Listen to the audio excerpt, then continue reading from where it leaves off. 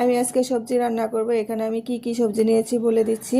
পেঁপে, গাজর, আলু আগে একটু ভাপিয়ে নিয়েছি, তারপরে সাথে দিলাম চিচিঙ্গা, পটল আর সিম। এখন আমি মশলা দিচ্ছি। পেঁয়াজ কুচি দিয়েছি পরিমাণ মতো, আদা রসুন, 1 চামচ হলুদের গুঁড়ো, হাফ চামচ মরিচের গুঁড়ো আর হাফ চামচ ধনিয়ার গুঁড়ো, আর দিয়ে দিলাম 2টা তেজপাতা আর দারচিনি। এলাচ দেওয়া দরকার ছিল কিন্তু ছিল না, এর জন্য দিতে পারি না। স্বাদ মতো লবণ দিয়ে দিলাম আর দিয়ে দিলাম তেল। এখন আমি হাত দিয়ে ভালোভাবে মাখিয়ে নিব। এখন দিয়ে দিলাম মিষ্টি কুমড়ো। মিষ্টি কুমড়োটা আমার দিতে মনে ছিল না, এই জন্য পরে দিয়েছি, এই জন্য একটু হলুদ মরিচও দিয়ে দিলাম।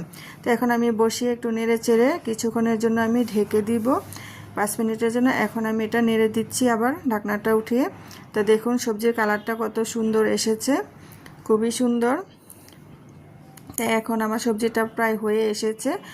এভাবে আপনারা সবজিটা রান্না করে খেতে পারেন, খুবই ভালো লাগে। তো এখন আমি এটা বাগার দিয়ে দিব। ফ্রাই প্যানে দিয়ে দিলাম 3টা শুকনো মরিচ। শুকনো মরিচটা একটু ভেজে এখন আমি এখানে দিয়ে দিব পেঁয়াজ আর রসুন, দিয়ে ভালোভাবে ভেজে নিব। এখানে পাঁচফোড়ন দিয়ে দিব, দিয়ে এটা ভালোভাবে ভেজে এখন দিয়ে দিব আমি সবজিটা দিয়ে বাগার দিয়ে নিচ্ছি। খুব সুন্দর গ্রান বেরোচ্ছে। আর এখানে আমি দিয়ে দিলাম 1 চামচ ঘিটা দেওয়াতে আরও ভালো লাগে।